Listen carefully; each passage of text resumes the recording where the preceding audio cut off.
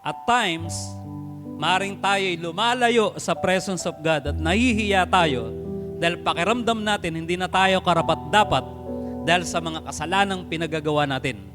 Okay? There are times nahihiya tayong manalangin sa Diyos, nahihiya tayong mag-worship. Minsan nahihiya tayong umattend sa church. Why? Because of the sins that we committed. Ngayon, pero tayo'y ini-invite ni Lord para mag-move forward. That's the purpose of tabernacle. Kaya nga lahat ng Israelites, bawat tatay ng household, ini-encourage, ini-invite ng Diyos through Moses na sinasabi sa kanila, every year, magdala kayo ng offering. Okay? Now, the Lord is in the same is inviting us to move forward, palapit sa Kanya, to make us pure like Him.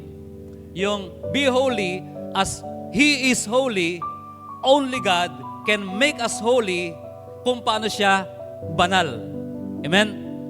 And kung paano siya righteous, nais na tayo maging righteous, na kasing righteous niya, pero siya pa rin na makagawa nun para tayo maging matuwid na kagaya niya. Amen? Kaya wala tayong choice kahit anong dumi natin, para luminis ka, lalapit ka sa Kanya. Kasi siya lang ang makagagawa niyan. Amen? Ngayon, hindi po pwede na maglilinis ka muna ng sarili mo at saka kalalapit sa Diyos dahil hiyang-hiya ka.